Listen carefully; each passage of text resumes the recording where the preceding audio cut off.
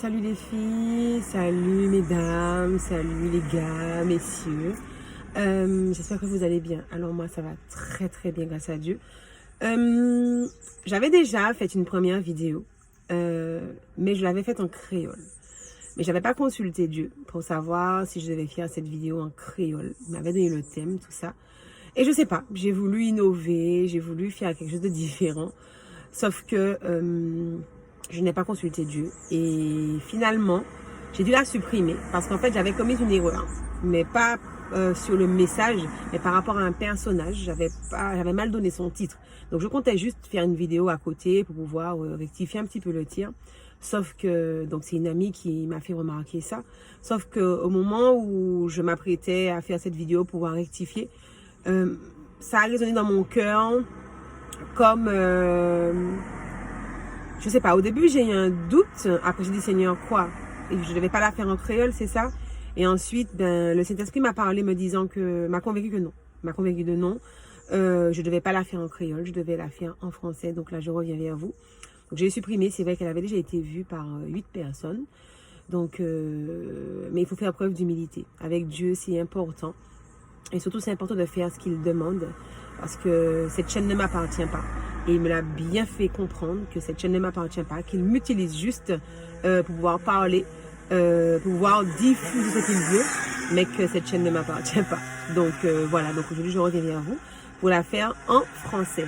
Alors c'est vrai que le Seigneur, quand il me donne des thèmes comme ça, je suis amenée à être dans des situations avec des personnes ou dans un contexte particulier où effectivement le Seigneur confirme par rapport au thème.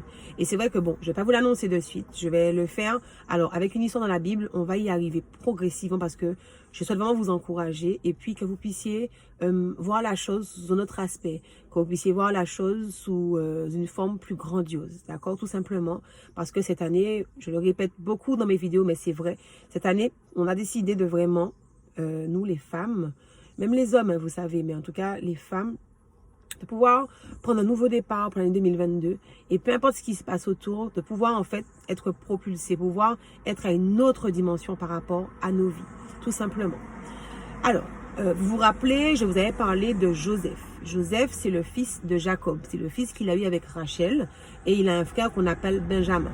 Alors Rachel, c'est une femme que Jacob aimait énormément. Et il a eu beaucoup d'affection pour Joseph, plus que pour ses autres enfants d'ailleurs. Et ses autres fils en fait voyaient très bien qu'il y avait une particularité avec Joseph. Et cela en fait mettait sur leur cœur un sentiment de haine vis-à-vis de Joseph. Alors non content d'avoir cette attitude et de montrer clairement que Joseph était le préféré, Jacob lui a acheté une tunique super belle, pleine de couleurs. Cela a encore plus énervé les frères et vraiment... ils avaient Joseph en horreur. Et pour couronner le tout, Joseph en fait avait reçu du Seigneur un songe, 2 songes d'ailleurs, qui en fait lui montraient tout simplement qu'à un moment donné de sa vie, qu'il aurait dominé, qu'il aurait été à un poste important et que le Seigneur l'aurait élevé. Et donc il s'est hâté de le raconter à son père, à ses frères. Et c'est vrai que la deuxième fois qu'il l'a raconté, alors ils étaient déjà irrités une première fois, mais la deuxième fois quand il l'a raconté, cela les a irrités d'autant plus qu'il se disait que Joseph se croyait supérieur. Alors un jour, Jacob demande à Joseph de les rejoindre ses frères, de les appeler, ou je sais plus trop, de les aider, je ne me rappelle plus trop, de voir ce qu'ils faisaient, je sais plus. Et sur la route, en venant vers ses frères, donc ses frères l'apercevaient en train de venir, il y en a un qui dit tuons-le. Tout simplement parce qu'ils avaient en horreur Joseph et ils ne voulaient pas que Joseph puisse dominer sur eux. C'est vrai que personne n'aime ça. Et ils avaient une vision assez erronée, une vision assez négative de Joseph, puisque Joseph aurait pu très bien dominer sur eux et ça aurait pu très bien se passer. Sauf qu'à ce moment-là, il y avait beaucoup trop de jalousie et ils ne pouvaient pas réfléchir de la bonne façon. La jalousie, c'est quelque chose de très néfaste à tous les niveaux, mais vraiment à tous les niveaux. Et il faut vraiment demander au Seigneur de pouvoir... si vraiment nous sommes des personnes jalouses, de pouvoir nous aider par rapport à ça. Moi, j'ai été quelqu'un de très jalouse, possessive dans ma relation amoureuse. Et je peux vous assurer que j'avais des comportements qui dépassaient l'entendement. C'est vraiment quelque chose de néfaste. Et aujourd'hui, je bénis Dieu parce que c'est aussi quelque chose, c'est aussi le reflet d'une frustration, le reflet en fait d'une dévalorisation. Il faut le savoir parce que quand on sait, quand on a l'assurance de quelque chose, on n'est pas jaloux parce qu'on sait ce que l'on vaut, on sait où est-ce qu'on veut aller. On a de l'assurance sur des niveaux. À partir du moment qu'on met de la jalousie devant, c'est que quelque part il y a quelque chose, qui ne cloche pas. Et il vaut mieux se rapprocher de Dieu afin que le Seigneur puisse nous aider, parce que la jalousie c'est un péché, mais c'est pas le thème du jour. Donc alors, Joseph finalement, un autre frère dit non, ne faisons pas couler le sang, voilà, jetons-le dans le puits. Donc ce n'est pas une idée beaucoup plus brillante, mais quand même, c'est une autre idée. Et finalement, ils l'ont jeté dans le puits. Sauf que, quand je lis la parole, il ne m'est pas dit que Joseph a riposté, que Joseph en fait s'est plaint, qu'il s'est défendu, rien. Joseph, je pense, avait tellement confiance en Dieu qu'il savait que peu importe les circonstances et les situations, qu'en fait, que le Seigneur serait toujours là avec lui et lui viendrait en aide. Finalement, un autre frère, voyant un char d'esclaves passer, propose à ses autres frères que l'on puisse vendre Joseph. Parce que pour eux, en vendant Joseph, ça éloignait Joseph justement de cet objectif de dominer sur eux. Et puis surtout, ils en étaient débarrassés parce qu'ils avaient Joseph en horreur. Alors, comme dit comme fait, Joseph a été vendu en esclavage, mais il a été vu par Potiphar qui était officier du pharaon, donc un homme respecté, un grand homme qui a été attiré par Joseph, par la personne de Joseph, par ses attitudes. En fait, il avait sur lui une certaine grâce, une certaine lumière, on va dire ça comme ça, qui faisait que Potiphar, en fait, l'avait pris en considération. Finalement, Potiphar le fit venir chez lui et lui a donné, franchement, alors, pour quelqu'un qui... Alors, c'est-à-dire que là où je vais vous faire voir à ce moment précis.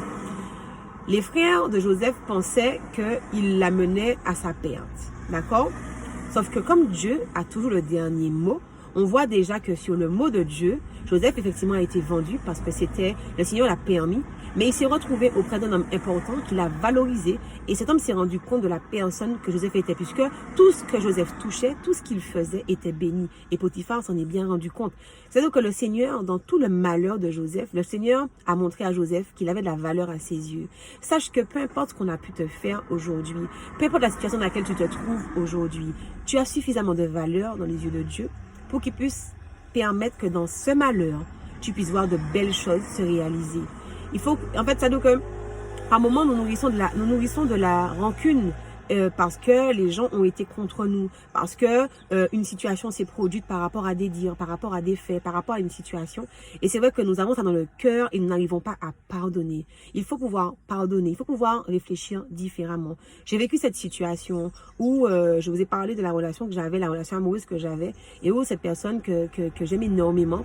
Alors notre relation ne s'est pas terminée à cause uniquement des dires. J'ai eu des comportements infects, mais il y a eu aussi le fait que des personnes soient venues mentir, des personnes sont venues médire à mon sujet, critiquer, en fait apporter une couche supplémentaire parce que j'ai appris des choses, je me disais mais ça dépasse l'entendement, sauf qu'au début effectivement j'en voulais à ces personnes au-delà de m'en vouloir parce que je regrettais ce que j'avais fait, d'ailleurs je lui demande pardon, je regrettais ce que j'avais fait, mais venait se rajouter ce que les gens faisaient et j'avais de la rancune sur mon cœur par rapport à ces personnes-là.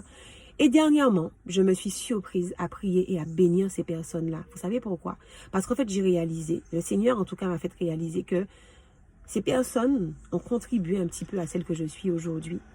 C'est-à-dire que le Seigneur aurait pu freiner, il aurait pu bloquer, il aurait pu interdire. Le Seigneur, il est juste, il a bien vu l'injustice. Alors, il y a effectivement des comportements qui auraient pu induire certaines choses, mais pas à un tel niveau, vous voyez? Et c'est-à-dire qu'il y a eu beaucoup trop de choses et j'avais ça sur le cœur. Sauf qu'aujourd'hui, je bénis ces personnes parce que tout ce que j'ai traversé, tout ce par quoi je suis passée, toutes les difficultés que j'ai eues avec cet homme m'ont poussé à m'approcher de Dieu parce que je voulais véritablement changer pour lui. Et en fait, le Seigneur voulait autre chose. Il voulait que je puisse atteindre un autre niveau. Alors, au-delà de changer pour lui, le Seigneur voulait aussi que je sois quelqu'un d'autre tout simplement. Et toutes ces choses ont concouru à ce que je sois cette personne aujourd'hui. Et le Seigneur, quand il dit toutes choses concourent au bien de ceux qui aiment Dieu, c'est une vérité. Joseph, il était là, mais il était bien, il était choyé là où il était. Finalement, la femme de Potiphar trouve Joseph à son goût. Donc elle n'arrête pas de faire du rentre dedans à Joseph, mais Joseph refuse. Joseph a un respect. Alors déjà, il faut comprendre, Joseph respecte beaucoup Dieu. Il respecte beaucoup Dieu, il honore beaucoup Dieu et il a une crainte de l'Éternel. Ce qui fait que ses comportements seront toujours irréprochables parce qu'il ne le fait pas ni pour Potiphar, ni pour Pharaon, ni pour Madame Potiphar, mais il le fait pour Dieu. Donc forcément, cela se répercute sur le comportement qu'il a dans la maison de Potiphar. Sauf que cette femme n'entend rien, elle veut Joseph à tout prix. Donc finalement, elle finit par, entre guillemets, sauter sur Joseph et Joseph s'enfuit. Parce que c'est vrai, face à la tentation, nous avons tendance à penser que nous pouvons résister, que tout est sous contrôle, que nous gérons, alors que le plus souvent, le diable arrive à nous mener là où on doit aller, on ne s'en rend même pas compte. Quand on pense des fois s'en être tiré, finalement non, peut-être qu'on s'est tiré mais à 1%, mais tout le reste était prévu, d'accord? Donc il faut apprendre à fuir comme Joseph l'a fait. Ça c'est un aparté. Finalement, donc, il s'enfuit et elle garde la tunique de Joseph. Donc, elle se met à crier puisque l'ego de cette femme, à ce moment-là, parle. Et cette femme crie, donc les gardes viennent à elle, Potiphar, et elle dit que Joseph a voulu la violer et que c'est parce qu'elle a crié qu'il s'est enfui et qu'elle a quand même eu le temps de garder sa tunique. Potiphar n'est pas dupe, vous voyez. Potiphar, ça fait un moment qu'il a Joseph près de lui. Il a constaté quel genre d'homme Joseph est. Donc, mais comme c'est un grand homme et que la chose quand même a quand même fait du bruit, donc Joseph a été condamné. Joseph a été en prison pour 2 années, je crois. Et même là, on serait tenté de se dire, mais waouh, il n'a pas de chance. Mais c'est-à-dire que le Seigneur, quand il fait, il sait comment il fait les choses. Et vous savez, aujourd'hui, je veux vous dire que le Seigneur est en train de vous former. Les autres n'ont pas réussi à vous empêcher d'entrer dans votre destinée. Si vous n'entrez pas dans votre destinée, vous êtes votre propre frein. Pourquoi? Parce que quand le Seigneur permet et autorise, c'est parce qu'il sait qu'est-ce qu'il veut faire de nous. Finalement, il arrive en prison. Il arrive en prison pour tentative de viol contre la femme d'un grand homme. Et le gars est vu par les gardiens tellement bien que les gardiens lui donnent la responsabilité des autres prisonniers. Vous voyez que, en quelque part, la grâce de l'Éternel est présente. Joseph n'est pas disqualifié.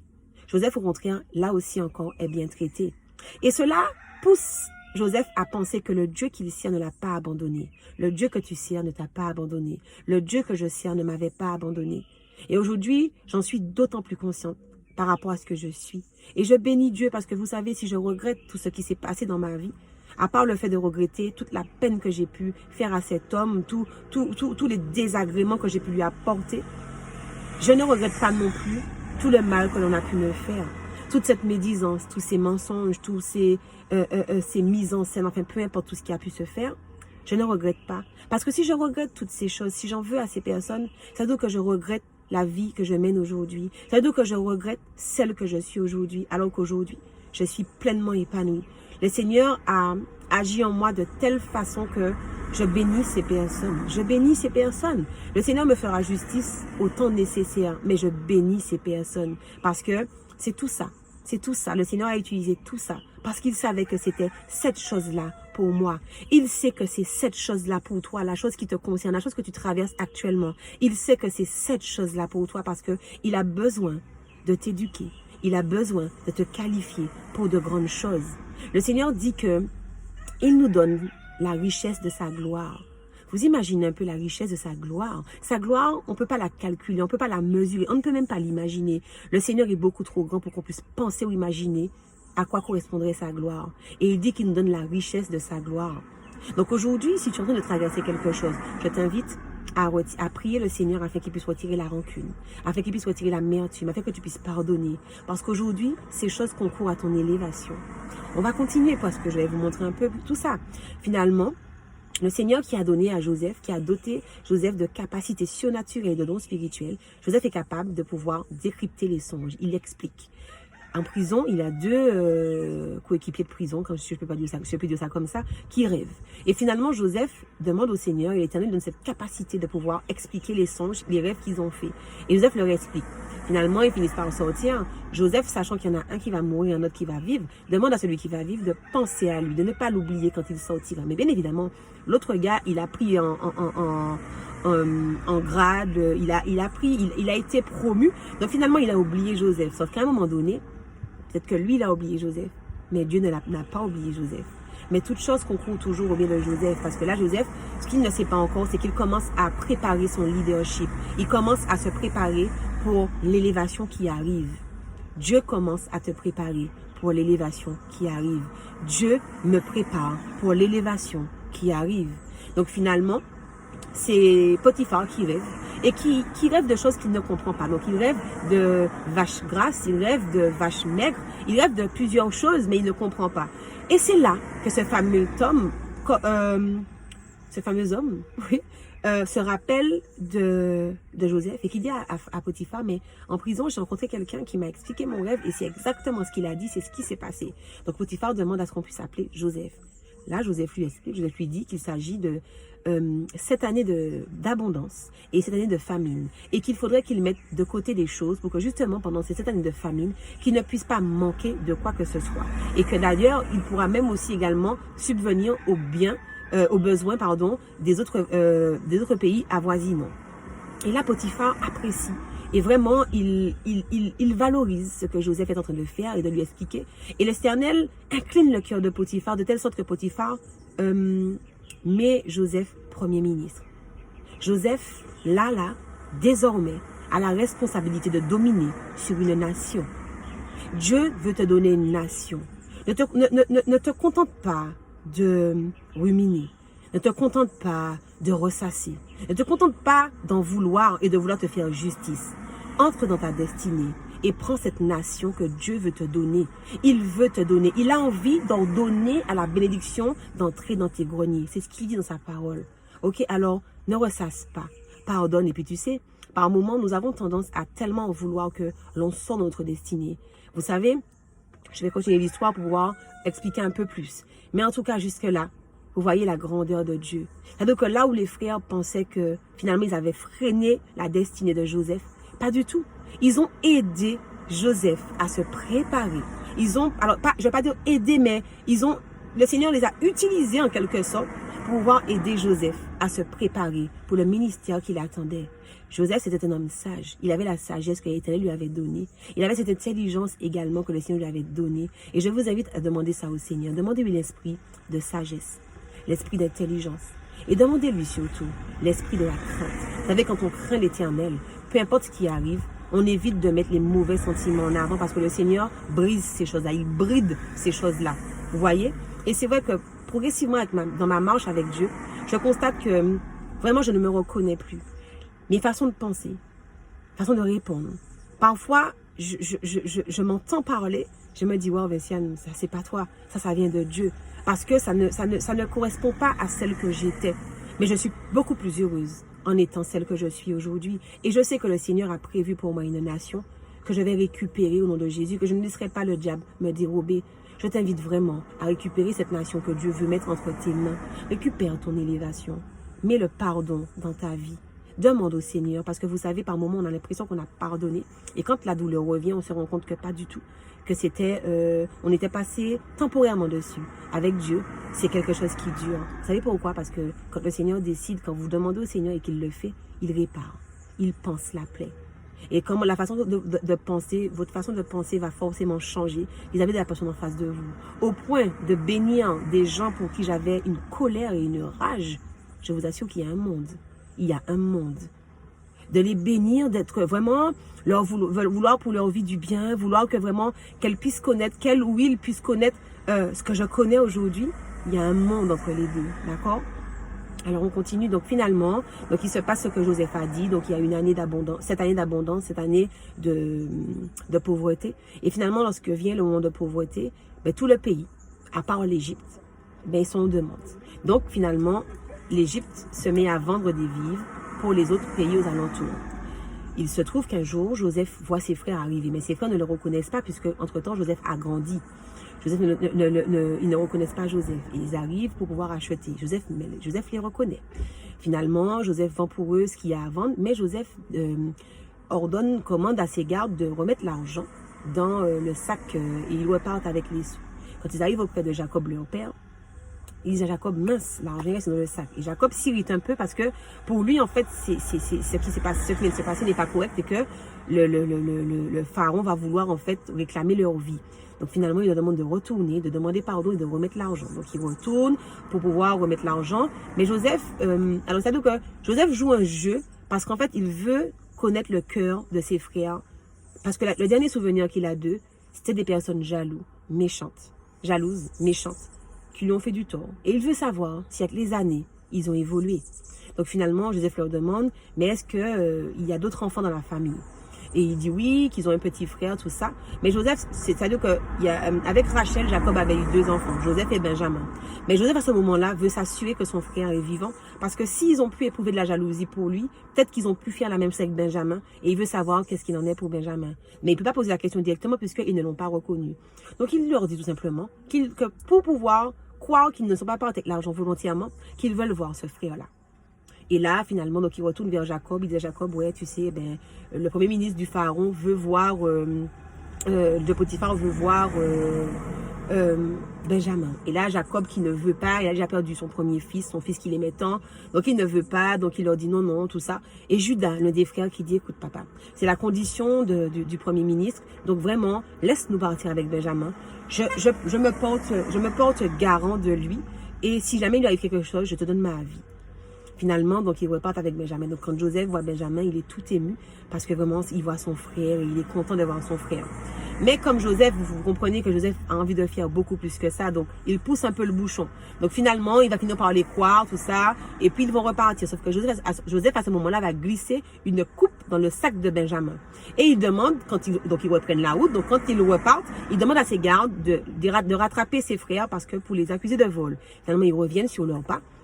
Et donc Joseph dit, pourquoi avez-vous volé alors que je vous ai fait du bien, tout ça, tout ça. Et finalement, il se dit, donc Joseph dit que la coupe, s'il trouve la coupe dans le sac de quelqu'un, cette personne restera, il sera prisonnier. Et finalement, on retrouve cette coupe dans le sac de Benjamin. Donc Joseph dit qu'il garde Benjamin. En fait, Joseph voulait aussi, je pense, sauvegarder, je pense qu'il voulait vraiment sauvegarder la vie de Benjamin, voulait gâter Benjamin, je sais pas trop, mais en tout cas, il y avait quelque chose dans ça que Joseph voulait faire. Et finalement, ça a été encore plus loin, puisque Judas dit à Joseph, supplie Joseph, demande à Joseph d'avoir pitié de lui et de laisser repartir Benjamin. Parce que son père ne s'est toujours pas remis de la mort de son premier fils, qu'il chérissait tant, et que si on ne lui ramène pas celui-là, il ira directement dans la tombe. Et là, Joseph fond en larmes, et vous voyez, là, Joseph voit qu'il y a une évolution au niveau de ses frères.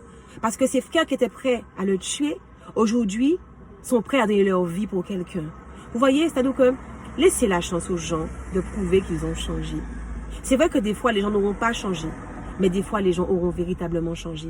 Vous savez, des fois, vous sortez d'une relation et finalement, le Seigneur avait prévu beaucoup de difficultés, beaucoup d'épreuves, parce que le Seigneur a besoin que les relations puissent fonctionner. Et aujourd'hui, on se rend compte que les relations ne fonctionnent pas beaucoup parce que 2 personnes brisées sont ensemble, ou des personnes immatures, ou des personnes qui ne connaissent pas la parole et comment fonctionne dans une relation. Et le Seigneur a besoin, puisque le Seigneur veut que nous puissions le servir dans toutes choses. Donc, le Seigneur retient des personnes d'une relation, mais pas pour qu'ils soient séparés définitivement. Mais c'est vrai que par moments, la rancune, l'amertume, le non-pardon fait que les choses peuvent être compliquées. Vous sortez de votre destinée inutilement. Ou dans un travail, vous avez une difficulté avec votre patron. Peut-être que le Seigneur avait besoin que vous puissiez avoir cette difficulté et demain, ce même patron, il va l'utiliser pour que ce patron puisse défendre votre cause parce que vous allez continuer à être intègre dans votre travail, d'accord? Vous allez chercher la volonté de Dieu et demain, ce même patron qui vous a fait des choses, ce même patron, le Seigneur peut incliner son cœur afin qu'il puisse vous propulser. Des fois, à l'église aussi, on peut rencontrer une situation où finalement, cette soeur ou ce frère m'a fait du tort et que le Seigneur a autorisé parce qu'il voulait voir quel serait ton comportement. Est-ce que tu lui en voudrais? Est-ce que tu manifesterais de l'amour toujours envers cette personne? Et cette personne, demain, peut t'aider à financer un projet finalement. C'est ce que je veux te dire. Je veux te dire que le Seigneur est maître de toutes les circonstances. Il domine sur la terre, il domine sur les nations. Cette situation dans laquelle tu es ne le surprend pas. Peut-être même qu'il l'a orchestré. Peut-être que effectivement il l'a autorisé parce qu'aujourd'hui, ce qui l'intéresse, c'est pas la situation, c'est pas les situations, mais c'est ce que tu vas devenir. Il a envie de te propulser. Ce qui l'intéresse, c'est le pouvoir qu'il peut mettre en toi pour pouvoir dominer sur les nations. Dis-toi qu'aujourd'hui, j'arrive au stade à demander au Seigneur, dans une parole dans la Bible, c'est marqué que je prêterai aux nations et que je n'emprunterai plus. Je veux être tellement dans la volonté de Dieu, donc avoir tous les sentiments de Dieu, tous les esprits de Dieu en moi, donc l'esprit de discernement, l'esprit de sagesse, l'esprit d'intelligence, l'esprit de conseil, l'esprit de la crainte de Dieu. Toutes ces choses-là qui concourront à mon bien, d'accord? Toutes ces choses-là qui amèneront oui, l'abondance dans ma vie, les richesses spirituelles, les richesses naturelles, les richesses financières, les richesses matérielles, vous voyez? Mais j'ai besoin de ces choses-là. Et aujourd'hui, Je veux ces choses-là afin de pouvoir avoir ça, afin de pouvoir prêter. On parle beaucoup de personnes qui travaillent pour le job et qui percent. Mais on oublie qu'avec Dieu, on perce aussi. Vous savez, c'est quoi le problème des chrétiens? C'est que le diable donne facilement. Il n'a pas besoin que vous puissiez faire vos preuves. Parce qu'à la fin, c'est la mort qu'il vous propose. Le Seigneur, par contre, qui vous propose la vie à la fin, a besoin que vous puissiez faire vos preuves. Il n'a pas de difficulté. Il dit que l'or et l'argent sont entre ses mains. Il peut vous donner tout ce que vous voulez. Mais il a besoin que vous puissiez démontrer que vous êtes capable de gérer ce qu'il vous donne. Parce que avoir de l'argent pour vous dilapider, c'est parce que le Seigneur veut pour toi. Le Seigneur veut que tu aies, mais pour aider ton prochain. Il veut que tu aies pour pouvoir faire avancer son œuvre. Il veut que tu aies pour que tu puisses témoigner de la gloire de Dieu dans ta vie, mais pas pour faire du n'importe quoi et faire comme les gens du monde feraient et dilapider inutilement, devenir hautain, avoir un air supérieur. Non, non, c'est pas ce que le Seigneur veut pour toi. Il veut t'apporter de nombreuses richesses, mais il a juste envie que tu comprennes qu'il faut que tu puisses également faire entrer les bons sentiments dans ta vie. Commence par faire entrer le pardon dans ta vie. Parce que là, tu es en train de bloquer ta destinée. Tu es en train d'empêcher à tes bénédictions d'entrer dans ta vie. Et tu es en train d'empêcher le Seigneur de te qualifier, de te former à ce que tu dois faire. Moi, aujourd'hui, je vous assure que, c'est-à-dire que je ne vis aucune frustration. Je suis bien. Et je sais que toute chose concourt à mon bien. Et je refuse que Dieu puisse me donner trop tôt les choses. Je veux qu'il me donne les choses en leur temps. En leur temps. Je ne veux pas de choses en avance et je sais qu'il ne me donnera pas en retard. On a tendance à insister tellement avec Dieu que des fois, Dieu nous donne. Mais sauf qu'on ne sait pas gérer. Moi, je ne veux pas être dans cette situation de ne pas savoir gérer. Je demande beaucoup de choses au Seigneur. Mais je veux être en mesure, en capacité de gérer ce que Dieu me donne et utiliser de la bonne façon. Avoir la sagesse. Pouvoir utiliser de la bonne façon. Avoir de l'intelligence, pouvoir comprendre pourquoi il me donne ces choses-là. Vous voyez ce que je vous dis? Même mon mari. Je ne veux pas que mon mari soit malheureux. Je ne veux pas que mon mari se plaigne de quoi que ce soit. Je ne dis pas que je deviens parfaite. Mais au moins, je laisse le Seigneur travailler en moi, œuvrer en moi, de telle sorte que mon mari soit un homme épanoui. Je ne veux pas que dans mon ministère, je puisse être là, hautaine, avoir un air supérieur, écraser les autres. Non, je veux que le Seigneur puisse m'éduquer, me qualifier, afin que dans ce ministère, je puisse être au contact de l'autre. Afin que dans ce ministère, je puisse être à côté de l'autre, tout simplement. Et savoir que ce que j'ai entre les mains, c'est justement pouvoir aider l'autre à côté de moi. Vous voyez ce que je veux vous dire? Tout ce que le Seigneur va me donner à partir d'aujourd'hui, je veux pouvoir l'utiliser pour le Seigneur. Alors, reconsidère les choses. Déconnecte ton cerveau, reconnecte-le sur l'Éternel. Déconnecte ton cerveau, reconnecte-le sur l'Éternel et laisse-le agir dans ta vie. Laisse-le faire les choses pour toi. Ok? Alors, je vous souhaite de passer une excellente fin d'après-midi. Et que Dieu vous bénisse richement. J'espère que cette vidéo a parlé à quelqu'un et que vous ferez le nécessaire. Parce qu'on n'oublie pas que le focus, c'est l'élévation. C'est l'élévation, c'est la mise à part, c'est l'obéissance, c'est la soumission à notre Dieu. Ok? Bye bye les filles. Et les garçons, et mesdames, et messieurs. Enfin, tous ceux qui suivent les vidéos. Bye bye.